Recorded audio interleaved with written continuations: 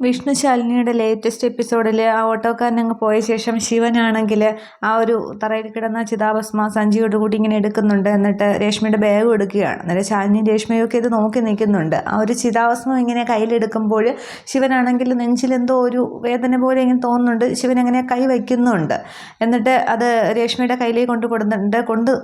കൊണ്ട് നടക്കുന്നത് എന്തായാലും സൂക്ഷിക്കണം എന്ന് പറഞ്ഞിട്ട് ശാലിനി ഇങ്ങനെ എന്താ രേഷ്മ എന്ന് പറഞ്ഞ് ശാലിനിയും വരുന്നുണ്ട്. അന്നേരം കളക്ട്രേറ്റ് ഓട്ടോക്കാർ മുഴുവൻ പിടിച്ചു പറിക്കാരാണ്. കളക്ട്രേറ്റിൽ വരെ കളക്ടർ ഒന്ന് ശ്രദ്ധിക്കണം എന്നിങ്ങനെ ശാലിനിയോട് ശിവനാണെങ്കിൽ പറയുന്നുണ്ട്. എന്നിട്ട് അതെല്ലാം കൊടുക്കുകയാണ്. എന്നിട്ട് ഇത് ശിവോഹം, എനിക്കിത് നിയോഗം എന്ന് പറഞ്ഞിട്ട് ശാലിനി ഇങ്ങനെ നോക്കുകയാണ്. നിങ്ങൾക്കിത് വിയോഗമാകരുത് എന്ന് ആ ഒരു ഡയലോഗ് അവിടെ ശിവൻ പറയുന്നില്ല. എന്നിട്ട് പോക്കറ്റിൽ നിന്ന് കൂളിംഗ് ഗ്ലാസ് ഒക്കെ എടുത്ത് വെച്ച് ശാലിനിയെ മറികടന്ന് വന്നിട്ട് ബുള്ളറ്റ് എടുത്ത് ഇങ്ങനെ പോവുകയാണ്. അതിങ്ങനെ രേഷ്മയാണെങ്കിൽ ഇങ്ങനെ അന്തം വിട്ട് ഷോക്കായിട്ട് നിന്ന് ആ ശിവനെ തന്നെ ശിവൻ പോകുന്നതൊക്കെ ഇങ്ങനെ ശ്രദ്ധിച്ച് നിൽക്കുകയാണ്. അന്നേരം ശാലിനിയാണെങ്കിൽ രേഷ്മ എന്ന് ഒന്ന് രണ്ട് വട്ടം വിളിക്കുമ്പോൾ രേഷ്മ കേൾക്കുന്നില്ല. അന്നേരം ഒന്നുകൂടി കുലുക്കി വിളിക്കണം, എന്താ രേഷ്മ എന്ന് ചോദിക്കുമ്പോൾ ഒന്നുമില്ല എന്നിങ്ങനെ പറയുന്നുണ്ട്. അന്നേരം ആ ഒരു ചിതാഭസ്മം ആ ഒരു സഞ്ചിയൊക്കെ ശാലിനി ഇങ്ങനെ ശ്രദ്ധിക്കുന്നുണ്ട്. പക്ഷേ പിന്നീട് അവിടെ ഒരു സംസാരമൊന്നും നടക്കുന്നതായിട്ട് കാണിക്കുന്നില്ല.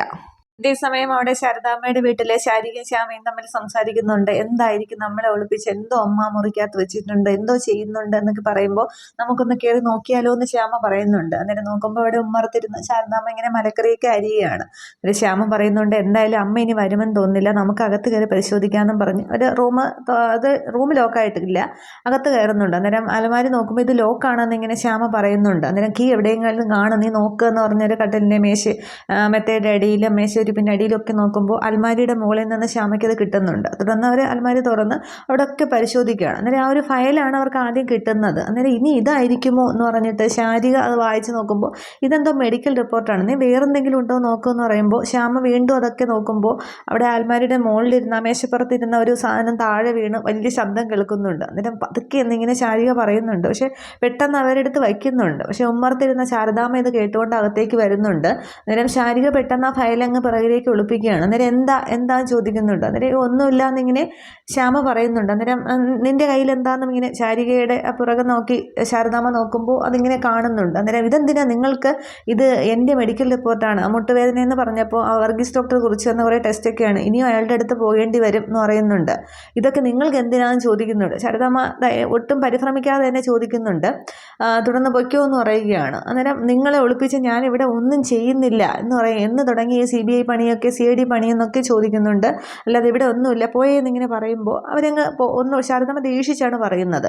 അന്നേരം പക്ഷേ ഒരു വാതിലിൽ ഇറങ്ങിയിട്ട് തിരിഞ്ഞു നോക്കുമ്പോൾ എന്താ എന്നിങ്ങനെ ശാരദാമ്മ ഒന്നുകൂടി ഒരു ഭാവഭേദവും ഇല്ലാതെ ചോദിക്കുമ്പോൾ അവരങ്ങ് പോകുന്നുണ്ട്. പക്ഷെ അതിനുശേഷം ശാരദാമ്മയാണെങ്കിൽ ഇങ്ങനെ ശാരികയാണെങ്കിൽ ആ ഫയലിങ്ങനെ ഓപ്പൺ ചെയ്യുന്നുണ്ട്. പക്ഷേ ആ ഫ്രണ്ട് പേജ് മാത്രമേ കാണിക്കുന്നുള്ളൂ. നെക്സ്റ്റ് പേജിലാണ് ശിവൻ്റെ ഒരു ഫോട്ടോയൊക്കെ ഒട്ടിച്ചതും പിന്നെ അടുത്തതിലാണ് വിഷ്ണുവിൻ്റെ ഫോട്ടോ ഒട്ടിച്ച ഡീറ്റെയിൽസും ഒക്കെ. പക്ഷേ ആദ്യത്തേത് കണ്ടിട്ട് ശാരികയ്ക്കൊന്നും മനസ്സിലായില്ല. പിന്നീട് അത് മറിച്ച് നോക്കാനുള്ള സാവകാശം അവിടെ കിട്ടിയതുമില്ല. പിന്നീട് ശാരദാമ്മയാണെങ്കിൽ ഇതിങ്ങനെ ഓരോന്നായി നോക്കിയാൽ ശിവൻ്റെ ഫോട്ടോയും വിഷ്ണുവിൻ്റെ ഫോട്ടോയും ഒക്കെ നോക്കി ഇങ്ങനെ സങ്കടപ്പെട്ട് ആ ഫയലും കൊണ്ട് അവിടെ കട്ടിലിൽ കുറേ നേരം ഇരിക്കുന്നുണ്ട്. അതേസമയം അവിടെ കളക്ട്രേറ്റിൽ രേഷ്മ പോയിട്ടുണ്ടായിരുന്നില്ല. ശാലിനിയുടെ ക്യാബിലേക്ക് ചെല്ലുന്നുണ്ട്. അന്നേരം ശാലിനിയാണെങ്കിൽ ആ രേഷ്മയുടെ കയ്യിൽ നിന്ന് ചിതാഭസ്മം വാങ്ങി ഇങ്ങനെ കരഞ്ഞ് ഇങ്ങനെ ഇരിക്കുന്നുണ്ട്. അന്നേരം പിന്നെ രേഷ്മ പറയുന്നുണ്ട് മധുരയിലെ ഹോസ്പിറ്റലിൽ ഞാൻ പോയി, പക്ഷേ ഹാർട്ട് കൊടുത്തത് ആർക്കാണ് എന്നുള്ളത് അവർ പറയില്ല എന്നാണ് പറയുന്നത്, അവർ എത്തിക്സിന് ബാധിക്കും എന്നാണ് പറയുന്നത് എന്ന് പറയുന്നുണ്ട്. അന്നേരം നമ്മുടെ ആവശ്യം പറഞ്ഞില്ലേ എന്നിങ്ങനെ ശാലിനി ചോദിക്കുന്നുണ്ട്. അന്നേരം പറഞ്ഞു, പക്ഷേ അവരങ്ങനെ പറഞ്ഞില്ല, അവർ കുറേ ഫോർമാലിറ്റീസൊക്കെ പറയുന്നുണ്ട്, എന്നാലും നമ്മൾ ആ ശ്രമം ഉപേക്ഷിക്കുന്നില്ല, വീണ്ടും ശ്രമിക്കാമെന്നിങ്ങനെ പറയുന്നുണ്ട്. എന്നിട്ട് രേഷ്മ പറയുന്നുണ്ട് ഇത് പാപനാശിനിയിൽ ഒഴുക്കുന്നവരെ ചിതാഭസ്മം എൻ്റെ വീട്ടിൽ സൂക്ഷിക്കാനാണ് ശാരദാമ്മ പറഞ്ഞത്. ശാരികയും ശ്യാമയും ഒക്കെ അവിടെ ഉള്ളതല്ലേ, അപ്പോൾ അവർ കണ്ടുപിടിച്ചാൽ 100 ചോദ്യങ്ങളുണ്ടാകും. പിന്നെ ശാരിക ഇങ്ങനെ ഒരു അവസ്ഥയിലിരിക്കുമ്പോൾ ഇങ്ങനെയുള്ള സാധനങ്ങളൊന്നും അവിടെ സൂക്ഷിക്കാൻ പാടില്ല, അതുകൊണ്ട് ഇത് ഞാൻ വീട്ടിൽ കൊണ്ടുപോയി സൂക്ഷിച്ചോളാം എന്നാണ്. ഇത് പാപനാശിനി ഒഴുക്കുന്ന ഡേറ്റും സമയമൊക്കെ കുറിച്ച് വന്നാൽ അതുവരെ ഞാനിത് വിളക്ക് കത്തിച്ചോളാം എന്ന് പറയുന്നുണ്ട്. അന്നേരം പിന്നെ ശാലിനിയാണെങ്കിൽ അതുകൊണ്ട് എഴുന്നേൽക്കുന്നുണ്ട്. വേണ്ട, ഇത് ഞാൻ ഇവിടെ സൂക്ഷിച്ചോളാം, എൻ്റെ വിഷ്ണുവേട്ടൻ ഒഴുകി പോകുന്നത് വരെ എന്നോടൊപ്പം ഉണ്ട് എന്നുള്ള രീതിക്ക് ഞാൻ കഴിഞ്ഞോളാം എന്നൊക്കെ പറഞ്ഞ് അതുകൊണ്ട് ആ മേശപ്പുറത്തേക്ക് വെക്കാൻ പോകുമ്പോൾ രേഷ്മ പറയുന്നുണ്ട് ഇതൊരു ഓഫീസല്ലേ, പലരും കയറി ഇറങ്ങി വരുന്നതൊക്കെയല്ലേ, അപ്പോൾ എവിടെയായാലും ഒരു ചന്ദനത്തിരിയെങ്കിലും കത്തിച്ച് വെക്കണം, ഇവിടെ ആകുമ്പോൾ സാധിക്കില്ല. ഞാൻ വിഷ്ണുവിൻ്റെ ഒരു സഹോദരിയുടെ സ്ഥാനത്ത് തന്നെയാണ് ഞാൻ അവസാനം വരെയും വിഷ്ണുവിൻ്റെ കൂടെ നിന്നത്, അപ്പോൾ അത് ഞാനൊരു തിരി തെളിയിച്ചോളാം, ഇതെൻ്റെ ഒരു ആഗ്രഹം കൂടിയാണ്, എങ്കിലേ എൻ്റെ അമ്മന് കൊടുത്ത വാക്ക് എനിക്ക് പാലിക്കാനായിട്ട് സാധിക്കുകയുള്ളൂ എന്ന് പറഞ്ഞ് രേഷ്മ അതങ്ങ് ശാലിനിയുടെ കയ്യിൽ നിന്ന് വാങ്ങുന്നുണ്ട്. അന്നേരം പിന്നെ ശാലിനി ആകെ കണ്ണൊക്കെ നിറഞ്ഞ് ഇങ്ങനെ നിൽക്കുകയാണ്. പക്ഷെ അങ്ങനെ പറയുമ്പോൾ രേഷ്മ അങ്ങനെ പറയുമ്പോൾ ശാലിനിക്ക് പിന്നീടൊന്നും പറയാനായിട്ട് സാധിക്കുന്നില്ല. അന്നേരം സമയമൊക്കെ കുറിച്ചിട്ട് ശാലിനി വന്നാൽ മതി, നമുക്കിത് കൊണ്ടുപോയി വേണ്ടതുപോലെ ചെയ്യാം എന്നിങ്ങനെ പറയുന്നുണ്ട്. ഇതേ സമയം അവിടെ മഹേന്ദ്രൻ്റെ വീട്ടിൽ മഹേന്ദ്രന് കല്യാണ ലെറ്ററൊക്കെ അടിച്ചുകൊണ്ട് വരുന്നുണ്ട്. എന്നിട്ട് നാളെ തൊട്ട് വിളിച്ച് തുടങ്ങണം, എടുത്ത് നോക്ക് എന്ന് പറഞ്ഞ് ചന്ദ്രയുടെ കയ്യിലേക്ക് കൊടുക്കുകയാണ്. ചന്ദ്രയുടെ നിർമ്മലയുടെ കയ്യിലേക്ക് കൊടുക്കുന്നുണ്ട്. നിർമ്മല അതെടുത്ത് നോക്കുമ്പോൾ ആകെ അങ്ങോട്ട് ഷോക്ക് ആവുന്നുണ്ട്. അന്നേരം ഇതെന്താ മഹേട്ട ഇങ്ങനെ, ഇത് നമ്മൾ ആദ്യമേ ഉറപ്പിച്ച അരങ്ങത്ത് വീട്ടുകാരുമായിട്ടാണല്ലോ എന്ന് പറയുന്നുണ്ട്. അന്നേരം അല്ലാതെ പിന്നെ ആരുമായിട്ടാണ് ചോദിക്കുന്നുണ്ട്. അന്നേരം അപ്പോൾ പ്രകാശനുമായിട്ടല്ലേയും ചോദിക്കുകയാണ്. അന്നേരം സ്വാമിയും കൂടെ ഉണ്ട്. അന്നേരം പ്രകാശൻ്റെ പേരിൽ ആ പേരിലുള്ള പ്രകാശം മാത്രമേ അവനുള്ളൂ, അല്ലാതെ അവന് പറയത്തക്ക വീടോ നാടോ കുടുംബമോ ഒന്നും അവനില്ലല്ലോ. അവന് പിന്നെ വസ്ത്രം മേടിച്ചു കൊടുക്കുന്നു, ആഹാരം മേടിച്ചു കൊടുക്കുന്നു, പഠിപ്പിക്കുന്നതും ഒക്കെ ആ കളക്ടർ ശാലിനിയാണ്. പിന്നെ പറയത്തൊക്കെ ഒരു കുടുംബമോ പാരമ്പര്യമോ ഒന്നുമില്ല, അങ്ങനെ വന്നു കയറാനുള്ളവനല്ല, അങ്ങനെയുള്ളവനെ എൻ്റെ മോളെ ഒന്നും കെട്ടിച്ചു കൊടുക്കില്ല എന്നിങ്ങനെ പറയുകയാണ്. അന്നേരം അപ്പോൾ പറഞ്ഞു പറ്റിക്കുകയായിരുന്നല്ലേ എന്നൊക്കെ ചോദിക്കുന്നുണ്ട്. അന്നേരം ചന്ദ്രയാണെങ്കിൽ ഇതൊക്കെ കേട്ടുകൊണ്ട് അങ്ങോട്ട് വരികയാണ്. അല്ലാതെ പിന്നെ ഞാൻ എന്തായാലും അങ്ങനെ ഒരു ബന്ധത്തിന് തയ്യാറായില്ല, കളക്ടർ ശാലിനി എൻ്റെ ശത്രുവാണെന്ന് പറയുന്നുണ്ട്. അപ്പോൾ നീ ചോദിക്കും നിൻ്റെ മകൾക്ക് കൊടുത്ത വാക്കോ എന്നുള്ളത്. അത് അവളുടെ നന്മയ്ക്ക് വേണ്ടി തന്നെയാണ് ഞാൻ ചെയ്തത്.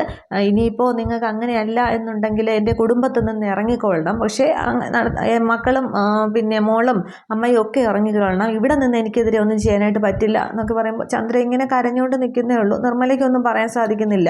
സ്വാമി കേട്ടോണ്ടിരിക്കുന്നേ ഉള്ളൂ. ഈ സമയത്താണെങ്കിൽ അവിടെ ശിവനാണെങ്കിൽ ഇങ്ങനെ വണ്ടിയിൽ ബുള്ളറ്റിൽ വന്ന് നിർത്തുന്നുണ്ട്. ശിവൻ ആകെ ദേഷ്യത്തിൽ ഇങ്ങനെ അകത്തേക്ക് കയറുകയാണ്. അന്നേരം നീ എന്തിനാ ഇവിടേക്ക് വന്നതെന്ന് ചോദിക്കുന്നുണ്ട്. അതിനെ ഇറക്കി വിട്ടതല്ലേ ചോദിക്കുകയാണ്. അന്നേരം പോകാൻ തന്നെയാണ് ഞാൻ വന്നത്, നിൽക്കാനൊന്നുമല്ല. പക്ഷെ ഒരൊറ്റ ചോദ്യമുണ്ട്, പ്രകാശൻ എവിടെയും ചോദിക്കുകയാണ്. അന്നേരം പ്രകാശനോ, അത് എനിക്കെങ്ങനെ അറിയാൻ ചോദിക്കുന്നുണ്ട്. അന്നേരം അച്ഛനാണ് സ്റ്റേഷനിൽ നിന്ന് കൊണ്ടുപോയത്, ചന്ദ്രയുടെ വിവാഹം നടത്താൻ വേണ്ടിയിട്ട് പ്രകാശനെ ഒളിപ്പിച്ചു വെച്ചിരിക്കുകയാണ്. ഇന്നും ഇന്നലെയും കാണാൻ തുടങ്ങിയതല്ലല്ലോ ഞാൻ എൻ്റെ അച്ഛനെ എന്ന് പറയുകയാണ്. അന്നേരം ഓരോ മാരണങ്ങൾ അങ്ങോട്ട് കയറി വന്നോളും.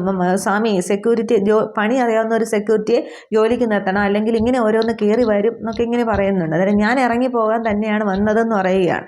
നിർമ്മലയോട് പറയുന്നുണ്ട്, മകളുടെ ഒരു പിന്നെ കല്യാണ ലെറ്റർ അങ്ങോട്ട് ആങ്ങളേക്ക് കൊടുത്തേരാം, സമയമുണ്ടെങ്കിൽ 2 വച്ച് വന്ന് കഴിച്ചിട്ട് പോകട്ടെ, അല്ലാതെ പിന്നെ പൊന്നാങ്ങളെ വന്നില്ല എന്നുള്ളൊരു പരാതി അവർക്ക് വേണ്ടല്ലോ എന്ന് പറയുകയാണ്. അന്നേരം പിന്നെ ശിവനാണെങ്കിൽ ആ ഒരു ലെറ്റർ എടുത്ത് നോക്കുന്നുണ്ട്. എന്നിട്ട് പറയുകയാണ്, ഈ വിവാഹം ഞാൻ ജീവിച്ചിരിക്കുമ്പോൾ നടക്കില്ല എന്ന് പറയുകയാണ്. അന്നേരം ഞാൻ നടത്തുമെന്ന് പറയുമ്പോൾ അതേ അച്ഛൻ്റെ മകൻ തന്നെയാണ് പറയുന്നത്, ഞാൻ നടത്തില്ല, അവളുടെ കഴുത്തിൽ താലി കെട്ടുന്നുണ്ടെങ്കിൽ അത് പ്രകാശൻ മാത്രമായിരിക്കും എന്നിങ്ങനെ പറയുന്നുണ്ട്. അന്നേരം അവർ തങ്ങളിൽ കുറേ വെല്ലുവിളിയൊക്കെ നടക്കുന്നുണ്ട്. അന്നേരം സ്നേഹിച്ച പെണ്ണിനെ കളഞ്ഞിട്ട് ഒരു കളക്ടറെയും അവളുടെ കുടുംബവും പണവും ഒക്കെ കണ്ടപ്പോൾ അവളുടെ പിന്നാലെ പോയവനല്ലേ നീ, ഫ്രീ ആയിട്ട് നിനക്ക് 2 കുട്ടികളെയും കിട്ടിയല്ലോ എന്ന് പറയുമ്പോൾ പിന്നെ അനാവശ്യം പറയുമെന്ന് പറഞ്ഞിട്ട് ശിവൻ കൈയൊക്കെ ഓങ്ങുന്നുണ്ട്. അന്നേരം നിർമ്മല ഒന്ന് പിടിക്കുകയാണ്. അന്നേരം അച്ഛനോടാണ് പറയുന്നതെന്നിങ്ങനെ നിർമ്മല പറയുന്നുണ്ട്. അന്നേരം ഒരു അച്ഛൻ മകനോട് പറയാൻ കൊള്ളാവുന്ന വർത്തമാനമാണോ ഈ പറയുന്നത്, അതൊന്നും അല്ലല്ലോ പറയുന്നത്. എന്തായാലും ശരി, പക്ഷേ ഈ ഒരു വിവാഹം ഈ ശിവൻ ജീവിച്ചിരിക്കുമ്പോൾ ഞാൻ നടത്തില്ല എന്ന് പറയുന്നുണ്ട്. എന്നിട്ട് ആ ലെറ്റർ ആണെങ്കിൽ മഹേന്ദ്രൻ്റെ മുന്നിൽ വെച്ച് വലിച്ച് കീറിയിട്ട് അതങ്ങ് ആ ടീപ്പോയുടെ പുറത്തേക്ക് എറിയുകയാണ്. എന്തായാലും മക്കളെ എല്ലാം തല്ലി ഇറക്കിയിട്ട് ഒറ്റയ്ക്ക് ഇരിക്കാൻ പോയില്ലേ, ഇതും കൂടി വച്ചു എന്ന് പറഞ്ഞിട്ടാണ് ആ കീറിയ ലെറ്റർ എല്ലാം കൂടി ഇങ്ങനെ ടീപ്പോയുടെ പുറത്തേക്ക് എറിയുന്നത്. എന്നിട്ട് ശിവൻ അങ്ങ് വണ്ടി എടുത്ത് പോവുകയാണ് ചെയ്യുന്നത്. അന്നേരം മഹേന്ദ്രൻ ആകെ കലി പൂണ്ട് നിൽക്കുകയാണ്. മഹേന്ദ്രൻ നിർമ്മലയോട് ചോദിക്കുന്നുണ്ട്, ഇത് എനിക്കുണ്ടായ മകൻ തന്നെയാണോ ഓടി എന്നിങ്ങനെ ചോദിക്കുകയാണ്. അന്നേരം അവൻ തല്ലിയില്ലല്ലോ നിങ്ങളെ, തല്ലിയിരുന്നെങ്കിൽ ഞാൻ ഉറപ്പിച്ചു പറഞ്ഞേണേ നിങ്ങളുടെ മകനാണ് എന്നുള്ളത്, എല്ലാവരെയും ഇങ്ങനെ വേർപ്പിച്ച് ജീവിച്ചോ മതിയാകൂ എന്നൊക്കെ പറഞ്ഞ് നിർമ്മലയും കുറേ പറയുന്നുണ്ട്. അന്നേരം പിന്നെ മഹേന്ദ്രൻ ഇങ്ങനെ ആകെ ദേഷ്യത്തിൽ നിൽക്കുന്നുള്ളൂ, നിർമ്മലയെ തല്ലിയൊന്നും ചെയ്യുന്നില്ല. പക്ഷേ ശിവനോടെ വെല്ലുവിളിച്ചിട്ട് തന്നെയാണ് പോയത്. ചന്ദ്ര ഇങ്ങനെ കരഞ്ഞുകൊണ്ട് നിൽക്കുന്നു, സ്വാമി എല്ലാത്തിനും സാക്ഷിയായിട്ട് ഇങ്ങനെ നോക്കി നിൽക്കുന്നു. അതിനുശേഷം ശാലിനിയാണെങ്കിൽ റസാഖിൻ്റെ ഒരു സ്റ്റേഷനിലേക്ക് എത്തുന്നുണ്ട്. അന്നേരം റസാഖ് ശാലിനിയെ കണ്ട് എഴുന്നേറ്റ് സല്യൂട്ട് ചെയ്യുന്നുണ്ട്. എന്തെങ്കിലും ആവശ്യമുണ്ടെങ്കിൽ അങ്ങോട്ട് വിളിപ്പിച്ചാൽ മതിയായിരുന്നല്ലോ മാഡം എന്ന് പറയുമ്പോൾ ഇതെൻ്റെ ഒരു പേഴ്സണൽ ആവശ്യമാണെന്ന് പറഞ്ഞ് ശാലിനി കസേരയിലേക്ക് ഇരിക്കുന്നുണ്ട്. അന്നേരം ഞാൻ അനിയനെ പോലെ കരുതുന്ന ഒരു മെഡിക്കൽ സ്റ്റുഡൻ്റ് ഉണ്ട്, പേര് പ്രകാശ് എന്നിങ്ങനെ പറയുമ്പോൾ മാണിക്കത്ത് മഹേന്ദ്രൻ്റെ മകളുമായിട്ടെന്ന് പറയുമ്പോൾ അത് തന്നെയാണ്, അതെന്തായി ആ ഒരു കേസ് എന്ന് ചോദിക്കുന്നുണ്ട്. അന്നേരം അത് അപ്പോഴേ കഴിഞ്ഞതാണ്, മകളെ മിസ്സിംഗ് ആണ് എന്ന് പറഞ്ഞിട്ട് മഹേന്ദ്രൻ പരാതി തന്നിരുന്നു. അതിനനുസരിച്ചാണ് ലോഡ്ജിൽ നിന്നും അവരെ അറസ്റ്റ് ചെയ്തത്.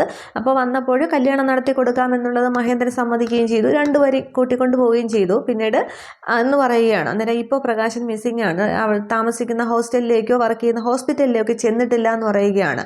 അന്നേരം ഇവിടെ നിന്ന് കോമ്പൗണ്ടിന് പുറത്ത് പോയിട്ട് നമ്മൾ അന്വേഷിക്കേണ്ട കാര്യമില്ലല്ലോ എന്ന് പറയുകയാണ്. അന്നേരം അതെങ്ങനെ ശരിയാവും, വിവാഹം നടത്തി കൊടുക്കാമെന്ന് റസാഖിൻ്റെ സാന്നിധ്യത്തിൽ പറഞ്ഞിട്ടല്ലേ പിന്നെ മഹേന്ദ്രനെ ഏൽപ്പിച്ചതെന്ന് പറയുകയാണ്. അന്നേരം സുരക്ഷിതമായ കൈകളിലാണ് ഏൽപ്പിച്ചത് എന്നിങ്ങനെ റസാഖ് പറയുമ്പോൾ അത് ചന്ദ്രയെ സംബന്ധിച്ച് സംബന്ധിച്ചിടത്തോളം സുരക്ഷിതമായ കൈകളായിരിക്കാം. പക്ഷേ മഹേന്ദ്രൻ അത് അങ്ങനെയല്ലല്ലോ എന്ന് പറയണം, പ്രകാശിന് ആപത്താണെന്ന് പറയുകയാണ്. അന്നേരം കല്യാണം നടത്താമെന്ന് പറഞ്ഞ് സന്തോഷത്തിലാണ് പിരിഞ്ഞതെന്നൊക്കെ പറയുമ്പോൾ അത് പ്രകാശിനെ റസാഖ് മഹേന്ദ്രൻ്റെ കൈകളിലേക്ക് കൊടുത്തതുകൊണ്ടുള്ള സന്തോഷം ആണെങ്കിലോ എന്ന് ചോദിക്കുകയാണ്. അന്നേരം എന്തായാലും അന്വേഷിച്ചേ മതിയാകും, ഞാൻ റിട്ടേൺ കംപ്ലയിൻറ്റ് തരണമെങ്കിൽ അതും തരാം, എന്നിട്ട് അന്വേഷിച്ചാൽ മതി എന്ന് പറയുന്നുണ്ട്. അന്നേരം ഇല്ല, ഇത് എൻ്റെ ഭാഗത്തു നിന്നുണ്ടായ ഒരു മിസ്റ്റേക്ക് അല്ലേ, മഹേന്ദ്രൻ്റെ ഗോഡൗണും ഓഫീസും പിന്നെ എല്ലാമൊക്കെ ഇപ്പോൾ തന്നെ പരിശോധിക്കുക, റെയ്ഡ് നടത്താം, എന്തെങ്കിലും ഉണ്ടെങ്കിൽ അറസ്റ്റ് ചെയ്യുകയും ചെയ്യാമെന്ന് പറയുകയാണ്. അന്നേരം അത് ചെയ്യുമായിരിക്കും. പക്ഷേ നിങ്ങൾ ഉദ്ദേശിക്കുന്ന പോലെയല്ല മാണിക്കോത്ത് മഹേന്ദ്രൻ നല്ലൊരു നടൻ കൂടിയാണ്, കുറുക്കൻ്റെ ബുദ്ധിയാണ് അയാൾക്ക്. എന്തായാലും പ്രകാശിനെ കണ്ടെത്തണം, ജീവൻ ചിലപ്പോൾ അപകടത്തിലായിരിക്കും എന്നിങ്ങനെ പറയുമ്പോൾ അത് ചെയ്യാമെന്നിങ്ങനെ റസാഖ് പറഞ്ഞു നിൽക്കുന്നുണ്ട്. ഇത്രയുമേ ഈ ഒരു എപ്പിസോഡിൽ കാണിക്കുന്നുള്ളൂ. അപ്പോൾ അടുത്ത എപ്പിസോഡിലാണെന്ന് തോന്നുന്നു രാഘവൻ നായർ വീട്ടിൽ നിന്ന് ഇറങ്ങി പോകുന്നതും പിന്നീട് ശിവൻ വീട്ടിലേക്ക് കൂട്ടിക്കൊണ്ട് ചെല്ലുന്ന കാര്യങ്ങളും ഒക്കെ അതൊക്കെ നടക്കുന്നത് ഇനി ഈ രാത്രിയിലായിരിക്കണം. അത് നമുക്ക് വരും എപ്പിസോഡുകളിൽ കാണാം. Okay, thank you.